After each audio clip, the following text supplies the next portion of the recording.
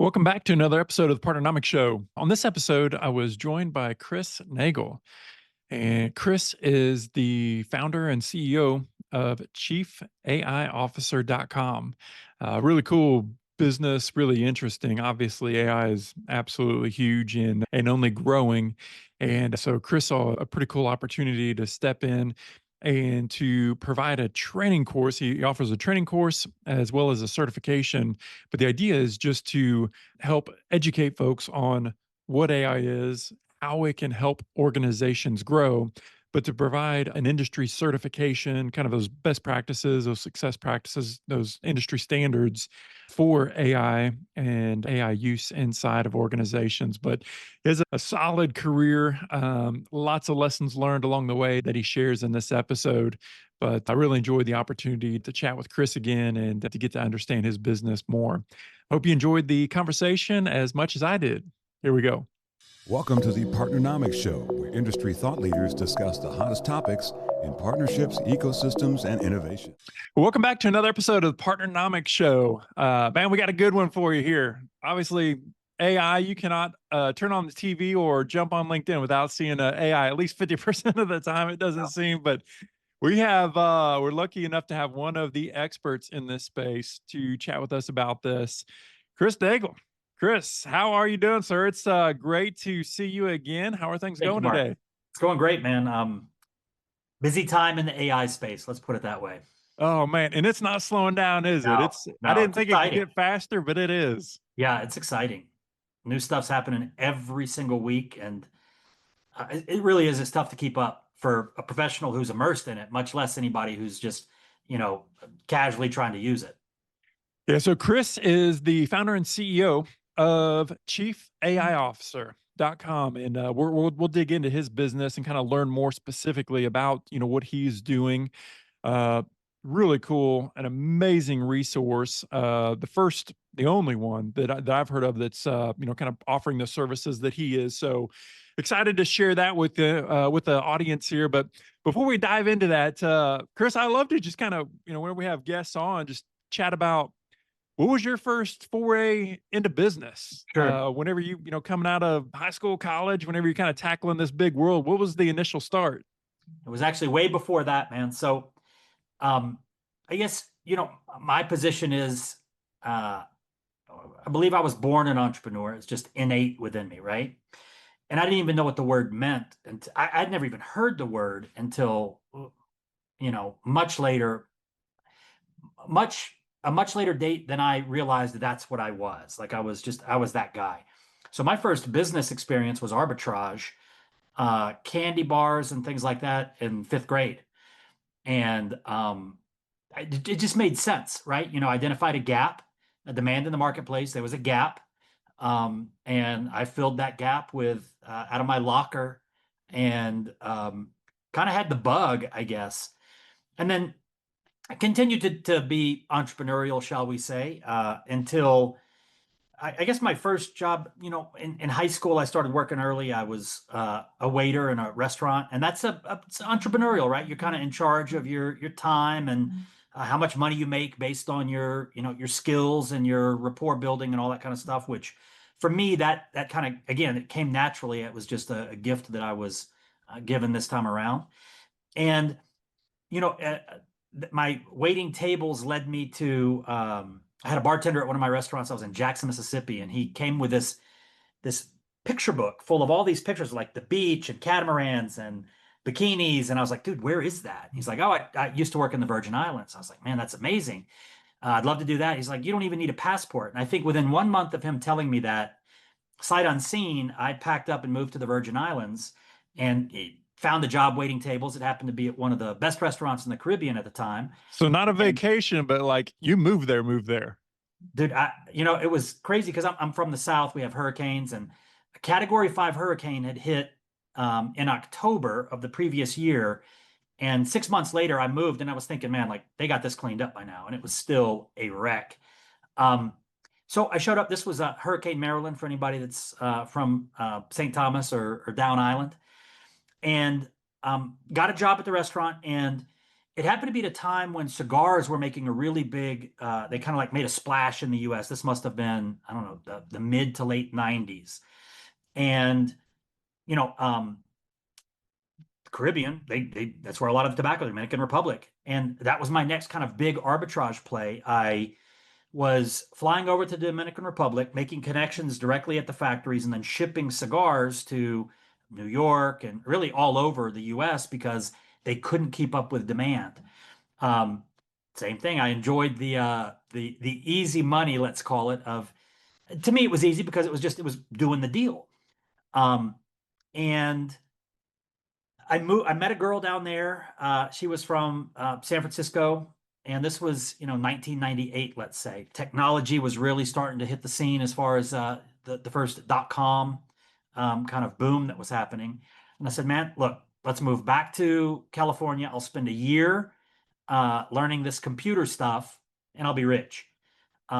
We moved back. I spent 11 months waiting tables, and then found like really it was kind of like a sweatshop, man. But it was they were teaching people SAP, which at the time was a big ERP. There was huge contracts, not enough demand to fill it. And I guess my first real job was working for, at the time it was Anderson Consulting, but now it's Accenture. So I learned SAP. I said, don't worry, you're not going to travel. A week later, I was in London for a year. Worked my tail off more than I ever had. Didn't know nearly as much as they sold me for to the client, which I think is pretty typical in Big Four consulting. But just that entrepreneur, there was a couple of things that happened in that process. I learned this concept of FIO, figure it out, right? And that's now one of the core values in really any company that I've started since. We expect people to FIO. And if you're listening to this and you're wanting to strike out on your own as a solopreneur, or you're wanting to launch a business, FIO is like, that's got to be the name of the game. There's nobody coming to help you. And if you're able to do it enough, it just becomes a habit. It becomes a discipline for you. And that just becomes how you operate, which is a key tenet of success in entrepreneurship. And it just kind of proved to myself that, I had the stick-to-itiveness to show. I mean, dude, I worked so many hours, but I kept showing up as, nervous as I was about the expectations on my role and all that type of stuff. And as an entrepreneur or a founder or somebody running a business, like, just keep showing up. One more day. Just keep telling yourself, one more day. I can do it one more day, one more day. And things will start to happen. I can tell you that the path to success is, certainly not a straight line for most, definitely not a straight line for me. And what happened was, I think at the time I was like 28 years old. And because it was such a hot topic, I got poached by a boutique firm. They doubled my salary. 6 months later, poached by another boutique firm, doubled my salary again. So I found myself, at, under 30, making a lot of money for somebody who had been waiting tables and kind of goofing around for most of his life. And, I remember I was sitting in a hotel room, a suite in Jacksonville, Florida, working for a big client, $1 billion client there. And it hit me, man. I was like, I've got everything that I want, that I thought I wanted, right? I'm making fantastic money. I travel around the world, respect of my clients. And I realized, like, I'm not happy. Like, this sucks, right? And that was a big lesson for me, that the money alone, is cliche and trite as it is. You've heard it since a kid. Money won't make you happy. But until you have that experience, you don't believe it. And then you have the experience, and you're like, damn it, they're right. And I remember I was sitting in the hotel room, and an infomercial came on for a guy named Carlton Sheets. And he used to do these television infomercials about buying and selling real estate. And at the time, my home base was New Orleans. I said, man, like, I want to make the same money, but I don't want to have to travel. I want a little more freedom in my life. Picked up the phone from the hotel room, dialed the number, bought the course, and just immersed in the subject of creative real estate, deal structure, sourcing, negotiations, all that kind of stuff. And at the time, I just happened to be lucky. It was early 2000s. So real estate was a hot market back then.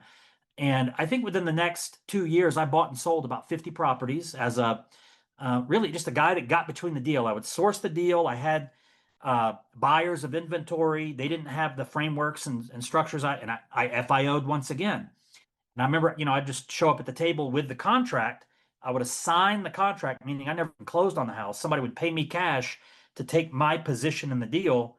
I was out, right? And that was So it's not even flipping, doing renovations or any of that stuff. It's purely just flipping arbitrage paper. Yeah, it was again. flipping paper is what it was, right? And that introduced me. At that time, we created a tool that was helping us. It was the foreclosure market was heating up, and in order to negotiate a short sale with the bank, which if you don't know what that is, it's got a listed price of X, but you offer less than X. The banks call that a short sale, the mortgage companies. And one of the requirements for any short sale package, and to get it accepted, you had to submit a whole bunch of them for a whole bunch of houses. And we were creating these documents that were called an estimated HUD-1 or an estimated net sheet. It's essentially, this is what the transaction is going to look like. It's like a receipt of what the deal would look like at the closing with all these fields. And I remember we were paying our attorney, I think $75 a pop at the time, and slow turnaround. And it was kind of like a high velocity environment. I said, man, how do we do this? And I had a friend at the time. He's like, oh, well, we should probably build a tool that will just let us fill these out on our own. And at the time, it was called Elance. We used an offshore or a freelancer marketplace, found a team in India, and they built us basically just like a wizard. It had some fields, you'd enter the information, and it would populate that estimated net sheet. I don't know, we spent $400 getting that built. But in the process, I was like, I went to a training and they had a speaker on the concept of digital marketing. And I didn't know much about what that was. But I said, man, that sounds interesting. So I kind of dove into digital marketing and I realized this tool that we've built, it was called easyhud.com. This tool that we built, like there's other foreclosure investors out there that are paying $75 a pop that would like to be able to just crank these out, on the fly. And so I launched a website called easyhud.com. It was a membership site. I remember it was Mardi Gras 2002. Launched the site. I didn't know anything about a build up or true launch or anything. I just put it online.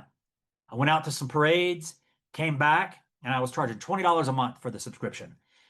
And I had my first $20. And I was like, what? This is amazing.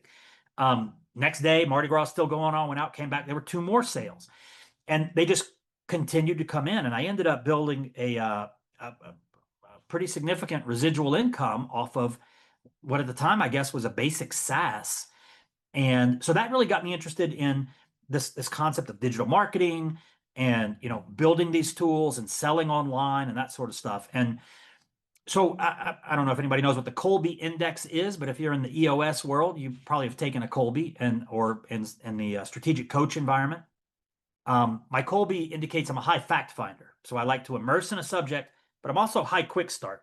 Once I kind of understand the terrain, I hit it, right? So as part of my high fact finding efforts, I started going to a lot of digital marketing events. And back then, man, you'd go and there might be 100 people there.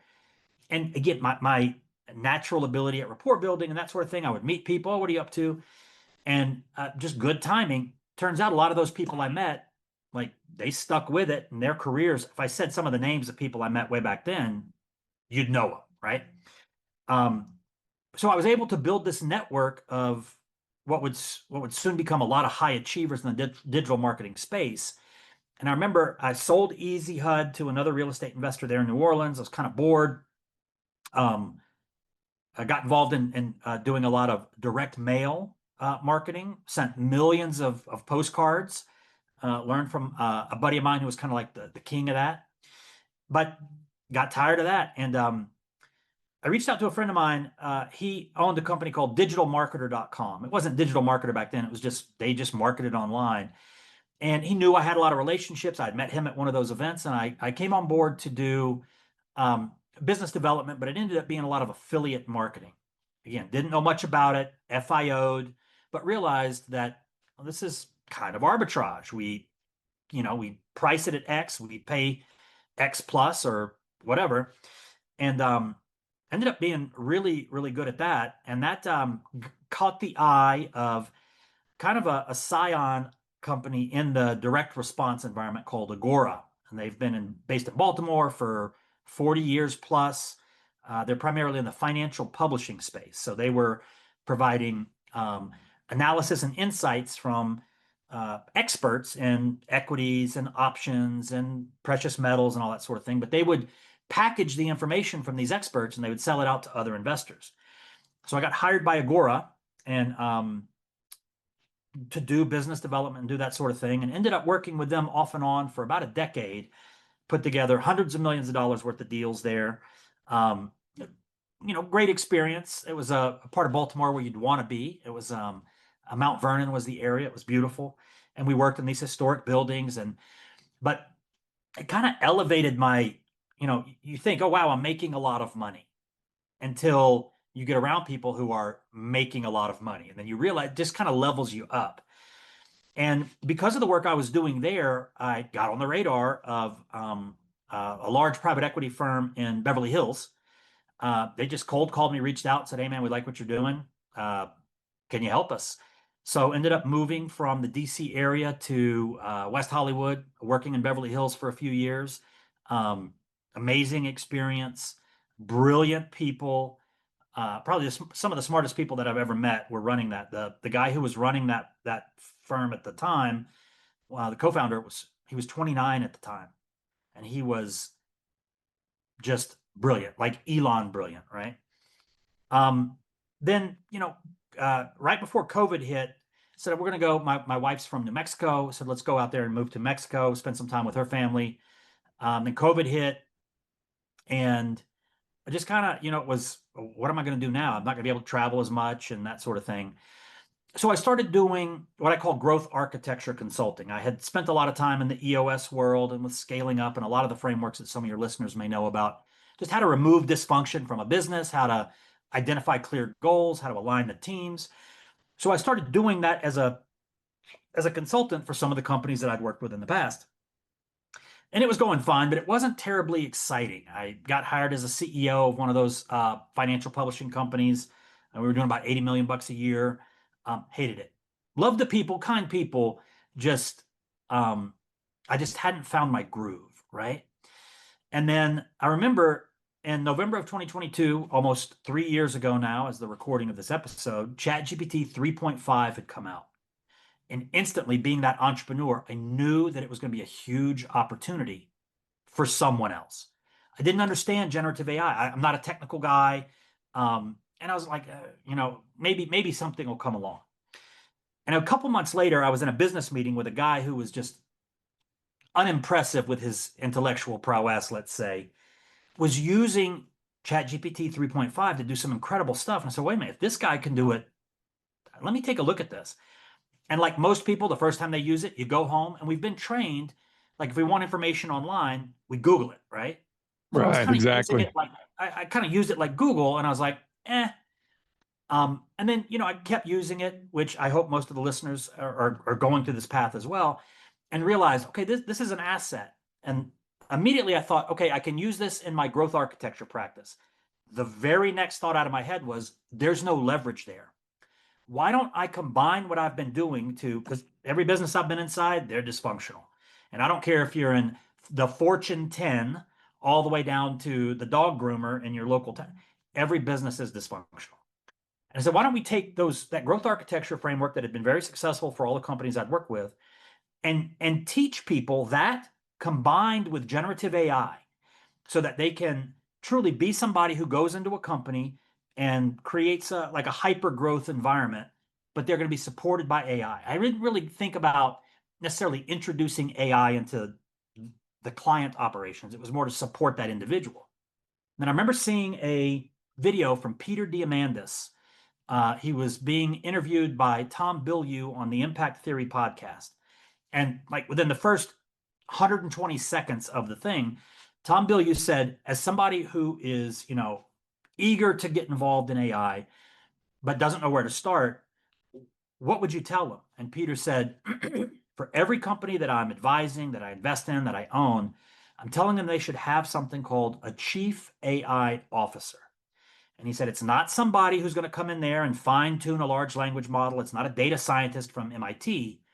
It's somebody who understands business and is paying attention to the landscape of generative AI, what's happening, what tools are working, how are people using them, and is able to blend that or translate that generative AI understanding into a business environment. I said, that's what I'm doing.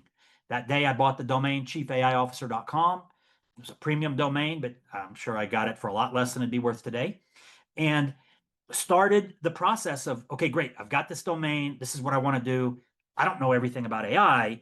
Let me find faculty. So I sourced talent from Sloan, which is MIT's business school. I sourced an ex-CIO from Microsoft. I got MBAs, PMPs, and I put together a curriculum for a certification. We simultaneously launched the International Association of Chief AI Officers, and I started working on a book that's still available today called The Chief AI Officer Blueprint. And didn't really, I thought, man, I'll be in and out of this business in 12 months, be rich as hell, and, there's my AI play. Well, it's now 36 months in. And what I realized was that being early, and this is advice for anybody, regardless of what your industry is, being early is painful and it sucks until it doesn't. So if you are involved in an endeavor, and the reason that it hasn't really caught traction is because you're early, don't give up. But man, when I saw, ChatGPT, I thought in 2023, I thought I was late. And then I thought for sure 2024. It was, we launched the certification. We ended up certifying about 400 or 500 people that year. But it wasn't that huge, explosion of business that I was expecting. I learned tons of lessons. One of those, and this goes for everybody listening, and you may have heard it before, but one of my friends had a high position at Automatic, at the company that has WordPress, right? And he told me, Chris, first-time founders focus on product, which was me, right? Focusing on product. He said, second-time founders focus on distribution. I was like, so I started, that kind of got me more interested in, I'm great at business development. I understand the concept. Let me start focusing. Product's great feedback, people that are getting certified, it's transforming their lives. They're going into businesses, they're making a big impact. And then I started focusing on distribution. Now, there's a lot of lessons learned here that I'm about to share. And it certainly helped. But accidentally, we had kind of turned into a company that was marketing to the B2C environment, business to consumer. They were professionals that were enrolling in our certification. They were, capable, but it was still an individual who was buying our certification, enrolling in it, and their goal was to kind of leave their career and be the AI person for their network or their industry or even some of their old clients or their old employers. And if you're thinking about business, first off, B2C, certainly it's easy to generate a lot of transactions. With those transactions comes a demand on infrastructure that is completely different than a B2B environment. There was a lot of hand-holding necessary for a lot of our people who had gone through our Chief AI Officer certification. They weren't entrepreneurs. They didn't know about marketing and had never done a sales call or a sales conversation. And there were all of these impediments to that had nothing to do with learning AI or learning our framework, but it was impediments to their success. And we realized that that's a heavy lift. That had taken me at that point 20 plus years to feel like, okay, I'm a capable business person. Capable entrepreneur, like starter. I can't take that on. I'm not going to do that for folks. And we ended up speaking at the EOS National Conference earlier in 2025 in April, and huge hit. We were they had 40 breakouts. We were one of the first ones. The room held 150. We had 220 in the room, standing room. We did a demonstration of some very deep strategic analysis for growth on just a random company that we picked out of the audience. Very similar to what McKinsey might do for a company. And, we picked somebody out of the audience. And my chief AI officer at our company is brilliant marketer, fantastic user of creative and clever user of generative AI, but I never know what he's going to do. He loves being on stage, and I never know what he's going to come up with, right? And so he said, I'm going to do the analysis for a company. I said, that's a great idea. He picked a company out of the audience, and they were a sod farmer from Florida. And I was like, oh, man, this is like this will be interesting. Brick, right? And So at the time, I think we were using O3 Pro and Deep Research to do these reports. And if you've ever run a deep research on a generative AI large language model, it's not something that happens instantly. So the guy said, I'd like to grow my business. Okay, well, what does grow your business look like? I'd like to increase it 20% in the next year. And my chief AI officer, with the big balls that he has, said, why don't we see if we can triple your business in a year? I was like, oh, here we go. So he put in the prompt, he did the thing, and while it was searching, while I was doing deep research in the background, he went on to kind of share some of the key concepts that we talk about to help people make that bridge from, oh, I know how to use AI to, oh my gosh, I really know how to use AI, right? It was a huge hit. So deep research completes, we start going through it. It showed him how to triple his business in it was 18 months, not 12. It was amazing feedback from the audience. And he just kind of threw this out. He said, hey, we've got a booth. If you're interested in us doing this for you, swing by the booth.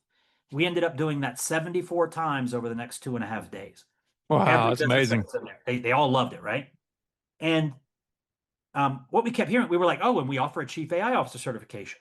And if you're familiar with EOS, they have this concept of a visionary, which is usually the CEO, the person you don't want messing around with operations. And they have this concept of an integrator, which is your operator of the business, right?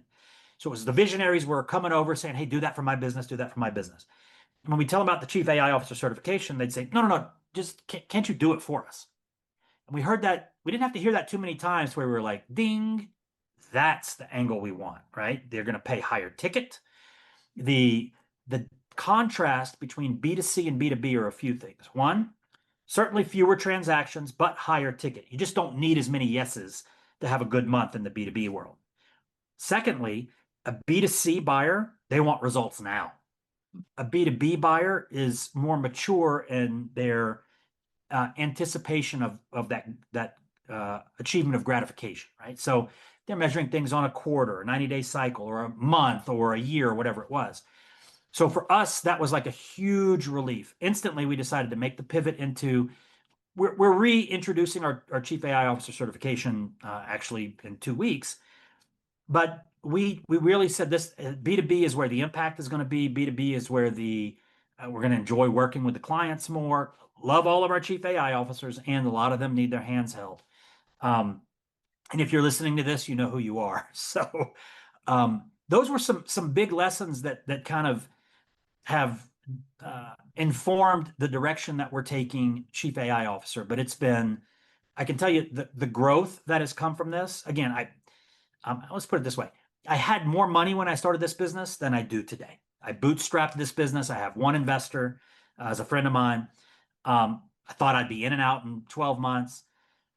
And what ended up happening was, again, I was early. But so many lessons have come from the experience of the hardship, of the struggle. I thought I had gone through hard times in business before, but nothing like what it was like to show up every day and just do the thing, just make the sausage, right? Just every day, every day, every day, every day, every day. And I can tell you, certainly the money's coming. We've got some big deals in place. It's the B2B has really worked out. And I would rather make money from this endeavor than not. But if this would have been a bust, I can tell you that the lessons that I learned from being really put to the crucible, absolutely priceless. So if you're going through this right now, I want you to think about this concept. Like that is where skill is made, not in the classroom, not in the, working for someone else, but when you burn the boat and you show up and it sucks and it's hard and it's not fair and there's nobody to help you and you can't see tomorrow because today is just too busy. Don't look at that like it sucks. As they say in the Marine Corps, embrace the suck, right?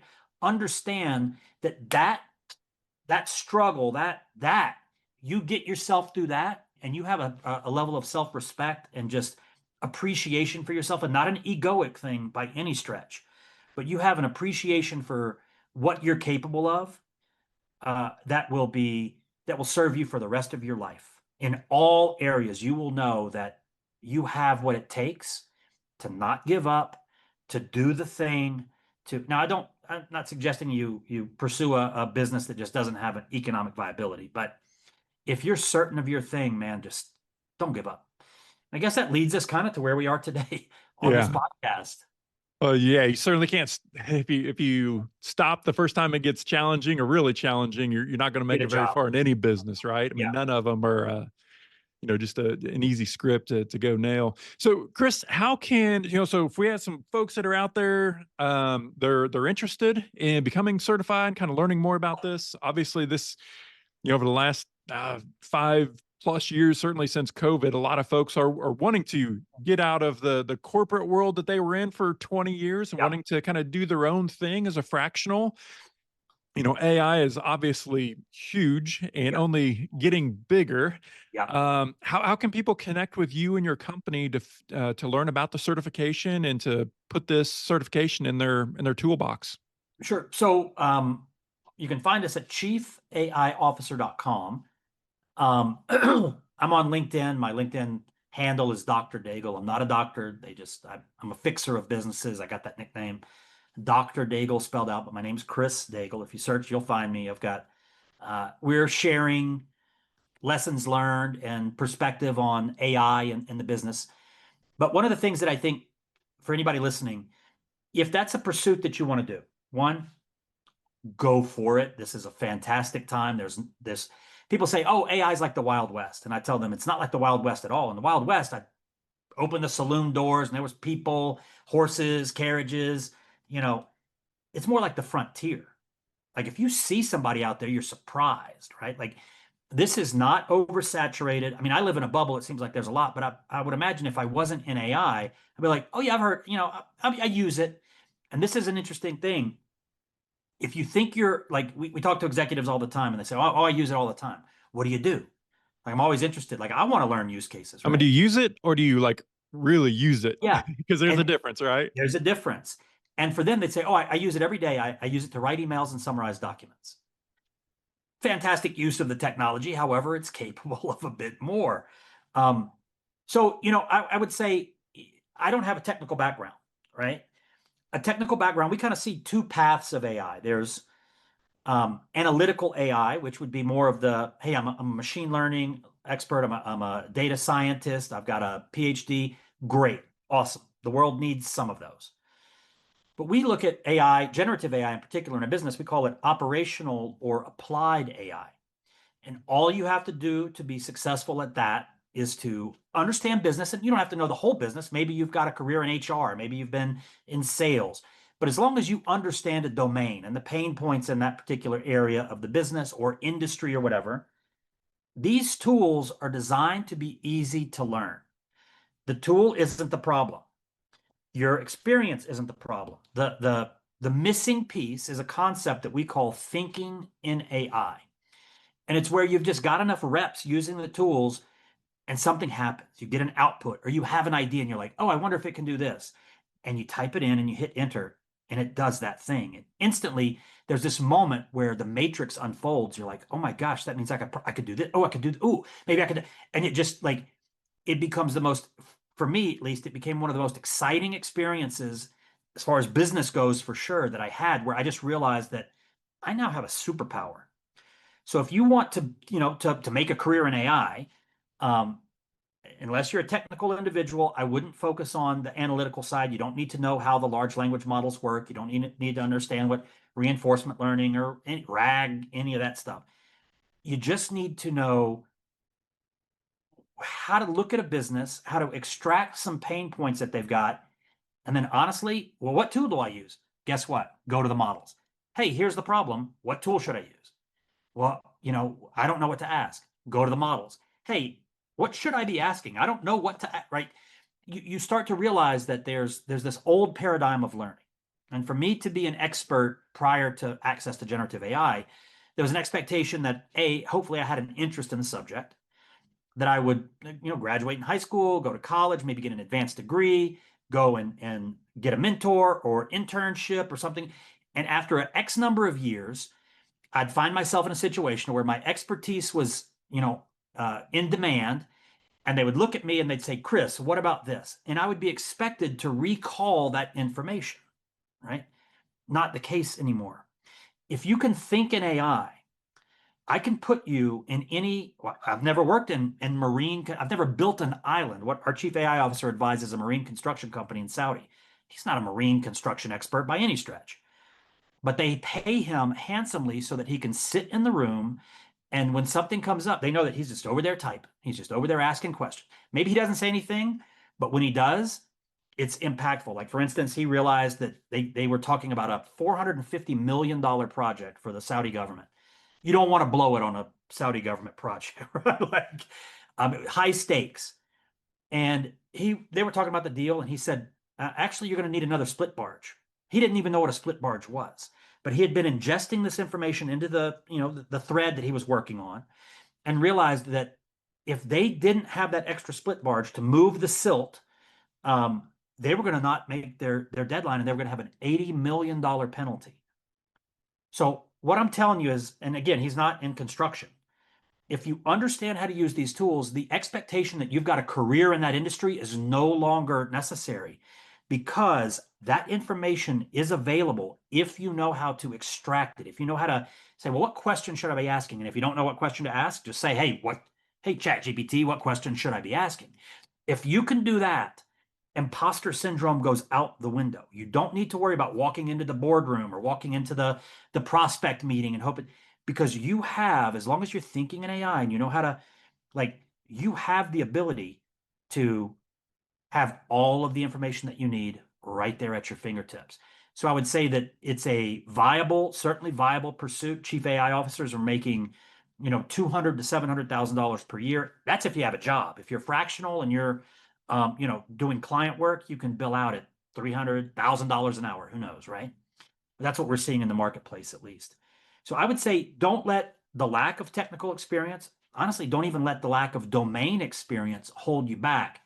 Get your reps, get your 10,000 hours, right? Your equivalent. But in the AI world, it's, 1,000, 6 months or whatever. Understand the tools. Follow the people on X or Twitter, right? Like, really become that person, and you will be leading the conversation when you find yourself in an environment, even like big business, and they start talking about AI. If you're that person, they're going to look to you and say, what should we do? Is this right? How can we do it? Right? And you're going to be able to go, hold on, tap, tap, tap, tap, tap, tap, tap, tap, tap, enter. Here's what we do. Right? And they're not gonna be like, well, I had this concern. Well, they're gonna expect me to know answers. I'm on with clients all the time, and they'll say, well, what about this? And I'll share my screen and go to Perplexity or go to ChatGPT, and I'll type it. Okay, what was your question again? Oh, here's the answer. Right? I don't even pretend that I need to know all the information. As a matter of fact, it's almost a waste of cognitive effort, unless it's a pursuit that you have a personal interest in. But for commercial application, knowing all the answers, you just don't need to do it. And that's what makes this so unique. Anybody really, in a matter of, our cohorts are 8 weeks long. By the end of that, they really are maybe not an expert at AI, but they're expert level users of AI. And that's the difference. That's the distinction of today's opportunity environment. And it's amazing just how much stronger and more accurate the systems are getting themselves. A buddy and I were just talking a couple of weeks ago about ChatGPT 5 and 5.1, and just what a big leap that was. And as we know, this is moving exponential. So what is the next big version going to be? It's absolutely fascinating. It's as somebody that loves technology, man, what an exciting, just like Elon Musk says, right? He's like, I wouldn't want to be born any other time. This is, we're in a really fun, really exciting time. But Chris, thanks for carving out some time to chat with us. Pleasure. Congratulations with all the success that you're having. And man, there's a huge need for what you're doing. So please keep it up. You got it, man. Thank you so much. Thanks, everybody. Thanks for joining us for this week's episode of the Partnernomics Show. Don't forget to subscribe to get the newest episodes at thepartnernomicsshow.com.